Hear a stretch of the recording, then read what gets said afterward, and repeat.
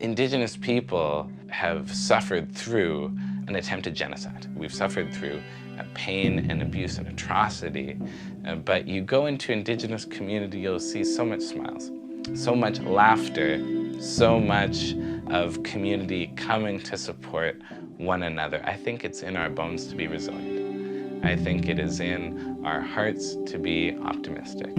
I think it is in our minds to think of how we can progress, how each of us can work to make a better future for our children. It's what I was raised by. It's what I was raised around. It's all that I know, to be optimistic. So do we face challenges?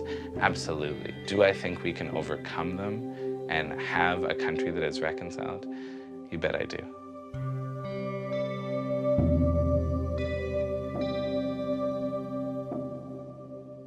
I love Saskatchewan. That's where I come from. You know, I'm living in downtown Toronto now, but you know, I have very fond memories about growing up in Saskatchewan. I get back there as often as I can. There was this one particular Saturday morning when I was a kid, and we were driving home and we heard somebody yelling.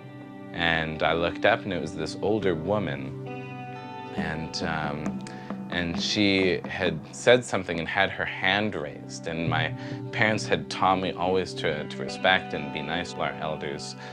So I raised my hand to wave back at her, and she said, "You fucking Indians, go back to the reserve. You do not belong here." And that was a moment that seared in my memory as a 5-year-old, remembering that first moment of racism. I remember, you know, the car feeling so big in that moment and me feeling so small. I looked to my father and wondered what he was going to do. This was a man in my mind who could carry the world on his shoulders. And he looked down at me and he smiled. And then he gave the old lady the finger and ripped away. I think it's moments like that have helped shape me and help give me understanding about what do you do when you're confronted with racism? How do you react? Do you let it break you? Or do you treat it as an inconvenience that doesn't shake the rest of your day, that doesn't let it seep into your self-esteem or permeate your well-being as a person? That's something that was mirrored to me by my parents who got together in the face of many obstacles, in the face of people thinking it wasn't such a great idea, but showed me that it could be done. My mom is a very proud descendant of Norwegian farmers in southern Saskatchewan. My dad is a very proud Nêhiyaw, a Cree man from the Sweetgrass First Nation. So really, I mean, what it comes down to is that I'm here because of an act of reconciliation, if you will, and that has led my values and the work that I try to do in showing that, as my family has done, that Indigenous and non-Indigenous people can live in harmony, can live together productively, can understand one another, and be stronger for it. My role as a convener.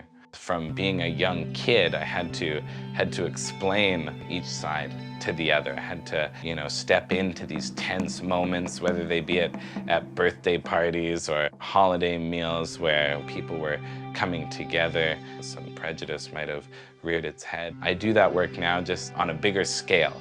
The dinner table now is the country of Canada.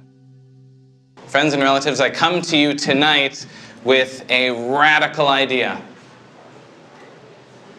to make our country more just. What if we sought to treat Indigenous people like people?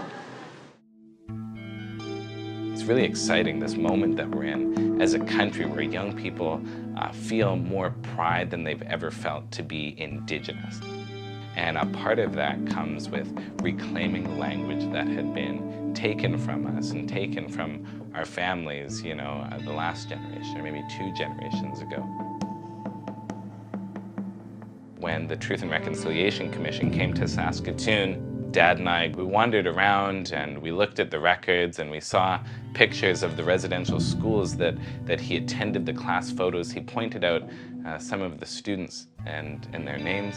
And then he went to the back of the event center where they were taking personal testimony, and I sat in with him. And I listened to every abuse and every mistreatment, every strike and every violation that had happened to him in these schools. It was tough. It was really, really difficult to hear about your father, someone who you love so much, someone who has given so much love to me and raised me, have an account of these injustices. And based only on him being from the Sweetgrass First Nation, based only upon him being a First Nations child. That was a very, very difficult day for me. It's a day that I'll never forget. These are stories that I will tell to my children and my grandchildren and any other Canadian who will hear me, because the reconciliation comes in not forgetting what has happened. The reconciliation comes in speaking the truth about what happened not so long ago.